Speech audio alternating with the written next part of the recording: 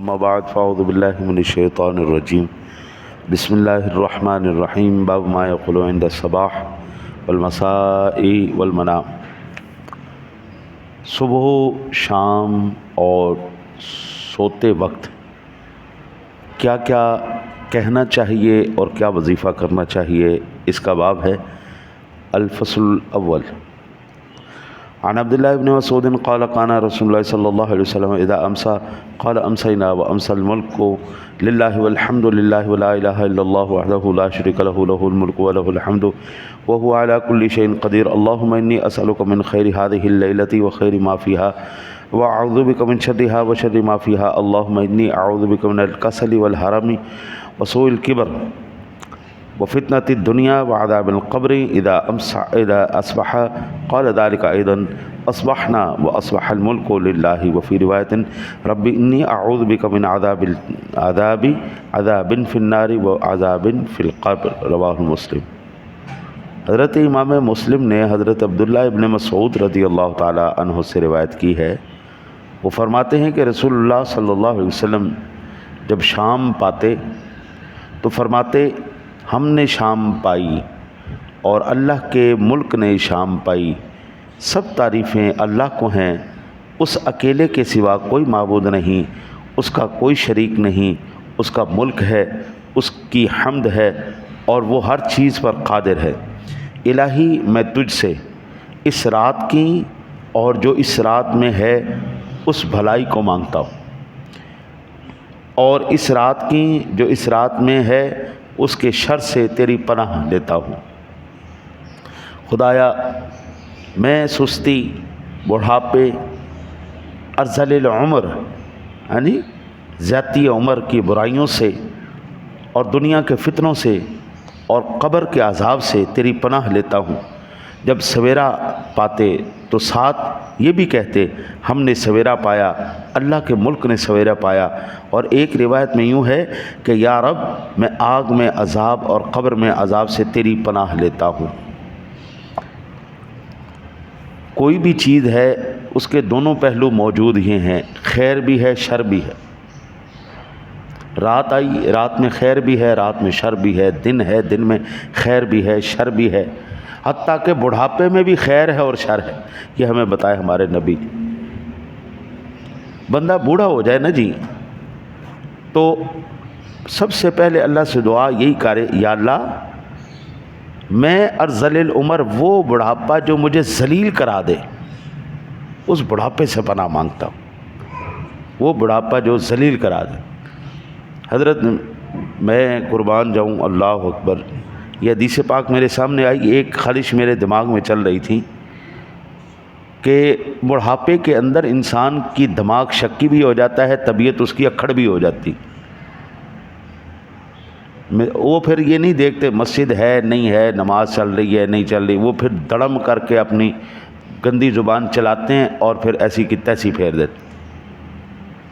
مسجد میں ایک چیز لے کے آیا اور لانے کے بعد اگر خراب ہو گئی ہم نے دوسری ٹھیک کروا کے لگائی، اس کو کہا بعد میں لگا، او مولوی وہ کتنے کڈ ویچ کے جیڑی کھا گئے ہیں۔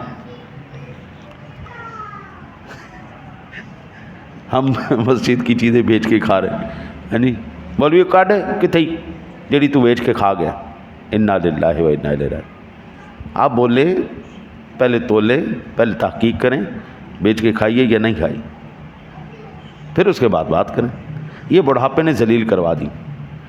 نماز کھڑی ہوتی ہے ایسی بات کر دینا جو اس سے ریلیٹڈ ہی نہیں، بندے کو بڑھاپے نے ذلیل کروا دی۔ میرے مصطفیٰ نے پہلے ہی دعا سکھائی تھی، یہ دعا کر لیا کرو۔ ہر چیز کا شر بھی ہے، ہر چیز کی خیر بھی ہے، خیر مانگ لو اس میں سے، شر سے پناہ مانگ لو۔ یا اللہ مجھے دن کی خیر تو عطا فرما لیکن دن کے شر سے محفوظ فرما۔ یا اللہ رات کی خیر تو عطا فرما لیکن رات کے شر سے مجھے محفوظ فرما۔ یا اللہ مجھے بڑھاپا تو عطا فرما لیکن بڑھاپے میں ذلیل ہونے سے مجھے محفوظ فرما۔ یہ حضور نے ہمیں پہلے بتایا تھا، وہ اللہ کے بندے اس طرح دعا کر لیں۔ عذاب قبر سے بچ، ایک تو ہوتا ہے جی عذاب قبر ڈائریکٹ ہونا، ہے نہیں کہ ڈائریکٹ جناب اس کے اندر عذاب قبر ہو رہا ہے، آگ فرشتے مار رہے ہیں۔ ایک ہوتا ہے کہ وہ عذاب قبر والے اسباب، عذاب قبر والے چغلی کرنا، غیبت کرنا، دھوکہ کرنا، فراڈ کرنا، یہ ساری چیزیں، فراڈ کرنا، دھوکہ کرنا، یہ تمام چیزیں وہ ہیں عیش ہے، غفلت. یا اللہ مجھے ان سے محفوظ فرما. یا اللہ نہ مجھے قبر کے اندر عذاب دینا اور نہ میرے مالک مجھے قبر کے عذاب والے معاملات کے اندر گرفتار کرنا. مجھے ان سے بھی محفوظ رکھنا، مجھے اس سے بھی محفوظ رکھنا، مجھے جہنم سے بھی محفوظ کرنا اور جہنمیوں والے اعمال سے بھی حضرت میں نے صبح یہ حدیث پاک عرض کی تھی کہ یہ حدیث پاک موجود ہے، اللہ آپ کی خیر کرے، مسند امام احمد کے اندر بھی، صحیح مسلم شریف کے اندر بھی اور صحیح بخاری شریف کے اندر بھی. میرے آقا جی علیہ الصلوۃ والسلام نے ارشاد فرمایا کسی بندے کی شخصیت پر اس وقت تک تعجب نہیں کرنا جب تک اس کا خاتمہ نہ ہو جائے. یعنی ساری زندگی ایک بندہ نیک عمل کرتا رہتا ہے، اس کو اور جنت کے درمیان ایک بالشت کا فرق رہتا ہے. اللہ تعالیٰ اس سے وہ نیکی کی توفیق چھین کے اللہ اس کو برائی کی طرف لگاتا ہے نہیں، اس کے اوپر نحوست غالب آتی ہے، وہ بندہ مرتے وقت بے ایمان ہو کے مرتا ہے. ایک وہ بندہ ہے جو ساری زندگی برائی کرتا رہتا ہے، اس کے اور جہنم کے درمیان ایک بالشت کا فرق آ جاتا ہے، بس اتنا سا فاصلہ رہ جاتا ہے کہ جہنم میں گیا. اللہ تعالیٰ اپنی تقدیر اس پر غالب فرماتا ہے، وہ بندہ پلٹتا ہے، وہ توبہ کرتا ہے، سیدھا جنت میں چلا جائے. یہ اس کی تدبیر ہے. حضرت کسی کے بارے میں ایسا تصور کرنا، ایسا خیال کرنا، یہ صرف اور صرف اس کے انجام کو میرا مالک جانتا ہے. اس کا انجام کیا ہونا ہے، اچھا ہونا ہے یا برا ہونا ہے. اور اگر حضرت کوئی بندہ اس دنیا سے بے ایمان ہو کے مرا نا، پھر اس کے لیے کوئی بد دعا کرنے کی ضرورت ہی نہیں. کوئی دنیا سے بے ایمان ہو کے چلا گیا، اس کے لیے بد دعا کرنے کی ضرورت ہی نہیں. او بابا تیرے کہے بغیر اب وہ ساری زندگی کا وہ اب ہمیشہ کی جہنم میں ہی جلے گا. آپ کتنی بد دعا کریں گے، 1 گھنٹے کی، 2 گھنٹے کی، سال کی، 2 سال کی، 10 سال کی. جو بندہ ایسی تکلیف میں گرفتار ہو گیا جہاں سے چھٹکارا ممکن نہیں.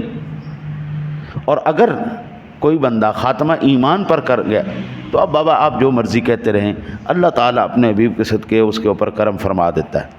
لہذا وہ اعمال جو اس دنیا کے اندر بندہ کسی بھی کیفیت میں کرتا ہے جن کے اندر شر موجود ہے، اللہ کے حبیب نے کہا صبح بھی پناہ مانگ لیا کر، شام کو بھی، رات کو سوتے وقت لا الہ الا انت سبحانک انی کنت من الظالمین پڑھ لیا، صبح اٹھ کے اللہ تعالیٰ کا شکریہ ادا کر دیا، یا حی یا قیوم برحمتک استغیث پڑھ لیا، اور اللہ تعالیٰ سے پناہ مانگ لی، توبہ مانگ لی. اللہ تعالیٰ ہمارے سارے معاملات کو سیدھا فرما دے گا. حضرت قلم بھی اسی کا ہے، لو بھی اسی کا ہے، فیصلہ بھی اسی کا ہے. ہمارا کام ہے استغفار مانگنا، ہمارا کام ہے توبہ مانگنا، ہمارا کام ہے اس سے التجا کرنا اور سینیاں ڈالنا اس کا کام ہے. پوچھا یا رسول آقا جی علیہ الصلوۃ والسلام سے پوچھا یا رسول اللہ ایک بندہ ساری زندگی گناہ جو کرتا رہتا ہے وہ کیسے جنت میں چلے جائے گا؟ فرمایا میرے آقا جی نے ارشاد فرمایا اللہ تعالیٰ اس کو نیکی کی توفیق دے دیتا ہے، اللہ توبہ کی توفیق دے دیتا ہے. توبہ ایک ایسا عمل ہے قبلہ جو سارے گناہوں کو پیچھے سے مٹا دیتا ہے، جو گناہوں کو مٹا دیتا ہے پھر آگے راستے سیدھے کر دیتا ہے. اللہ سے دعا ہے اللہ آپ کو مجھے عمل کی توفیق عطا فرمائے.